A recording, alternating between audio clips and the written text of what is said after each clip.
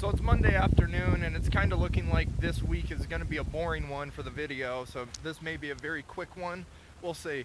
But we are going to be replacing the chick's little heat lamp with a reptile heater once again, just because it's been warming up a little bit. They've been getting a little bit bigger, but it's still just a little too cold for my comfort, at least, to let them, be outside in the full cold air. So we're just gonna give them a little bit less heat instead of taking it all the way away. I also think this will let them, enjoy the nights a little bit better, get a little bit better night's sleep. But hey, I'm not a chicken, I don't know. Checking out the herbs and peppers, they seem to be doing very well under the LED lamp here. They're still inside the shop because we've been having some typical Idaho weather, which is just completely random and very unpredictable. And it's been a little bit cold, so not quite the best time to put them outside just yet. The shop's been probably about 10 degrees warmer than outside too, so it's been, pretty nice for them being inside here. And besides the one leaf on this sage plant, it looks like they are all just doing great in here, so that is very happy to see. Out taking a look at the garden now, and you can see that nothing has sprouted yet, and I don't even know if anything is going to sprout.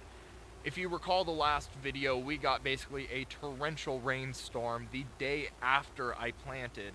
It wasn't in the forecast, it just showed up.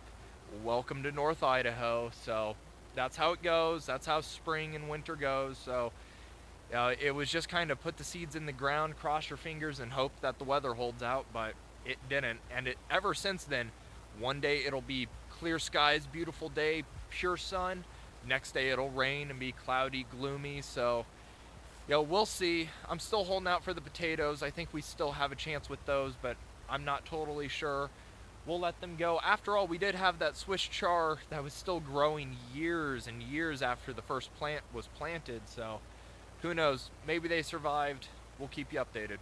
So it's about 8:30 and these guys should be inside their coop, but for whatever reason, they really don't like that reptile heater. I've tried it now twice, and both times, once the night came, they did not want to go inside the coop. I don't know if it's not warm enough for them.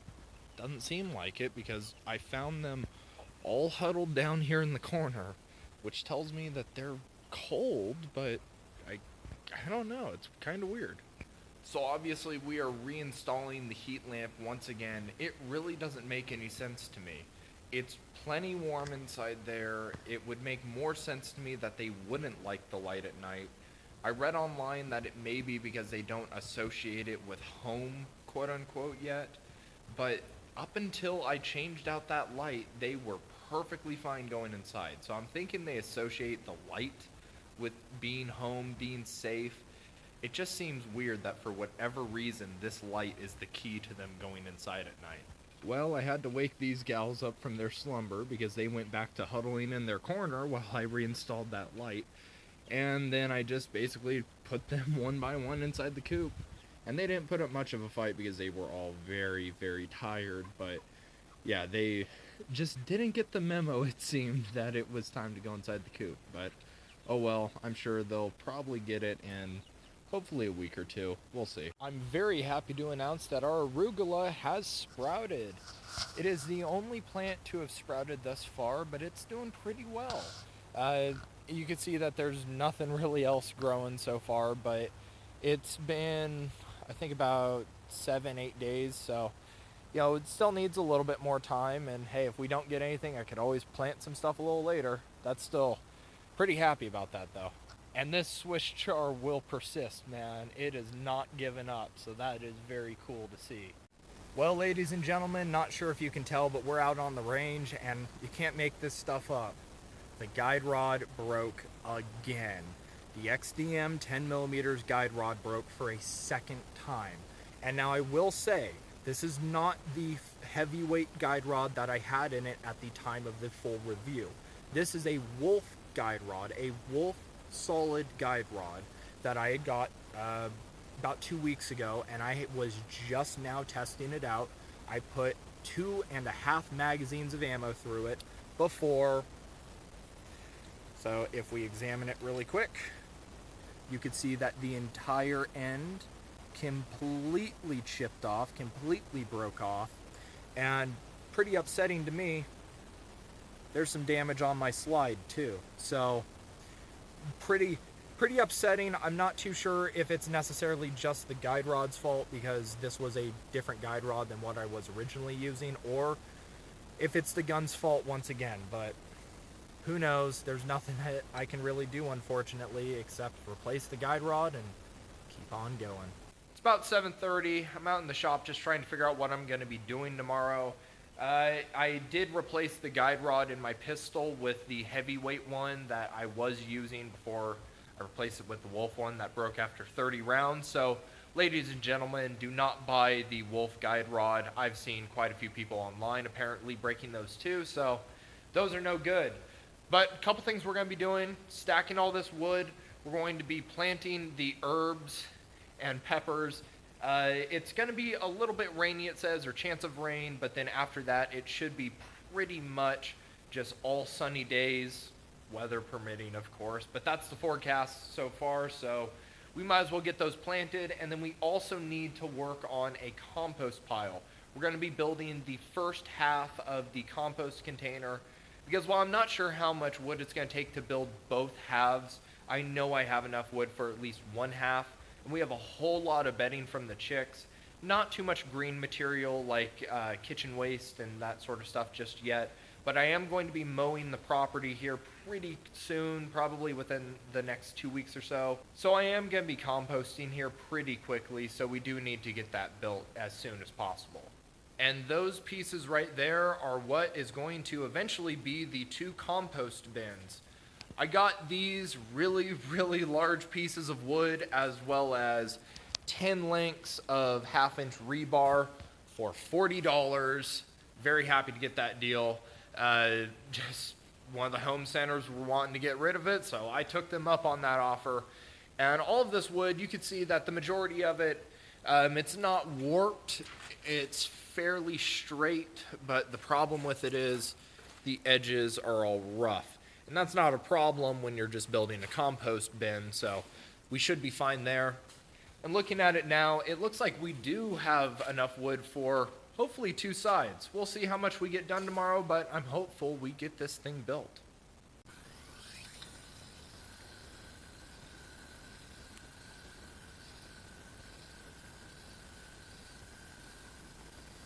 So we are once again fighting the chicks. I had to put them up because I unplugged the red light because they really don't need it in these temperatures.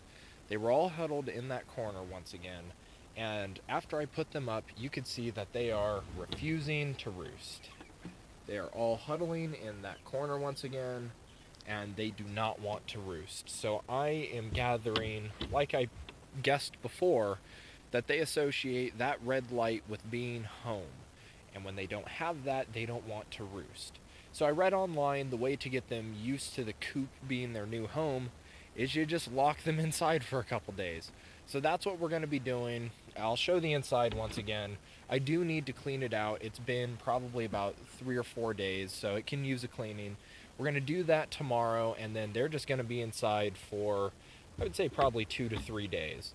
I think 2 to 3 days will get them used to it and hopefully let them realize, hey, this is where I need to go at night, because I don't need to leave this red light on all year long, nor do I need to put them up every single night. So hopefully they'll get used to it and, yeah, live a happy life.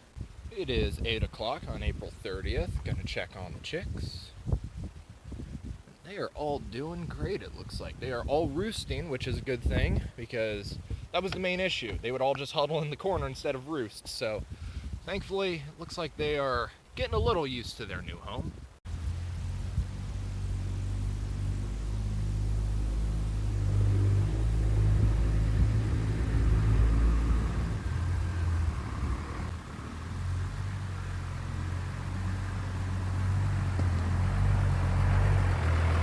And by stack the firewood, I do absolutely mean throwing it haphazardly into a pile.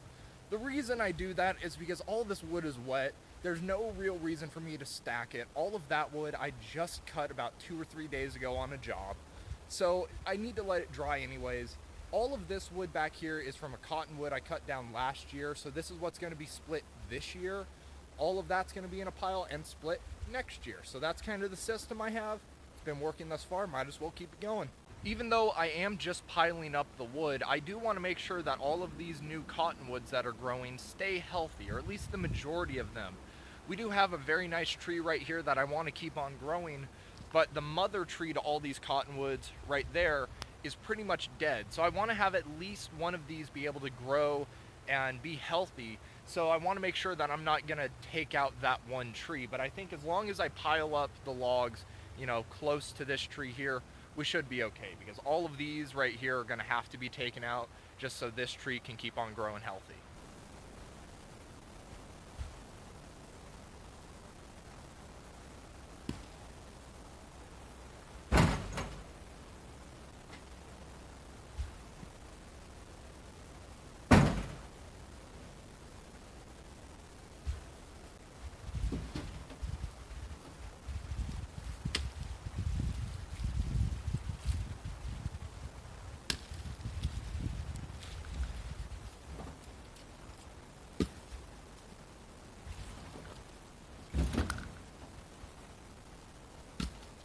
We're going to start work on the compost bin, and we're going to start off with the support beams. We're going to be using 4x4 pressure treated lumber, and we're going to be using this board right here to make our measurements. Why? Because this comes up just below hip height on me, and I don't want to go and find my tape measure, so laziness is the answer. But I think it's going to be the right height, or it should be the right height, and since it has a square end on one side, just mark it like that. Don't even need to grab a speed square.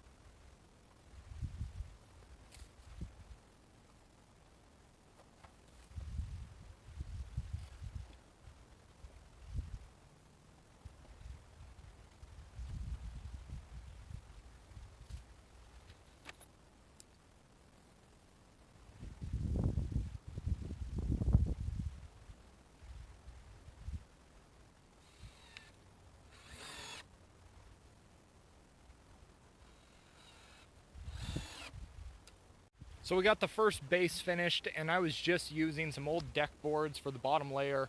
And the good news with using those is I have some other ones that I can use for measurements for the rest of the side. So we're gonna go and start measuring those out and yeah, just get to work again. And check that out, compost bin number 1 is finished. Took a little while, it's about 3 o'clock right now, but I would say that looks pretty good. It is solid, it doesn't move all that much, which is good. We are going to probably put a middle support there and an extra support on each one of the sides, but for now this is very solid and it should last a very, very long time.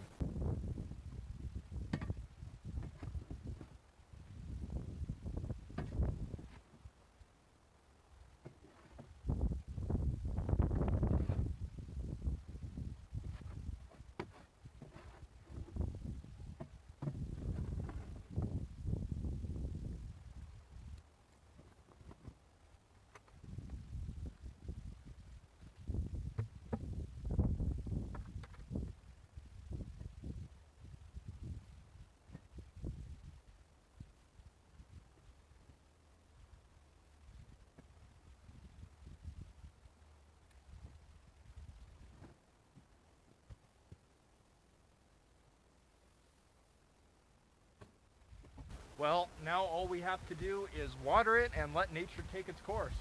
Very happy about this. It's 8:30, checking up on the chicks, and they are all roosting, thankfully.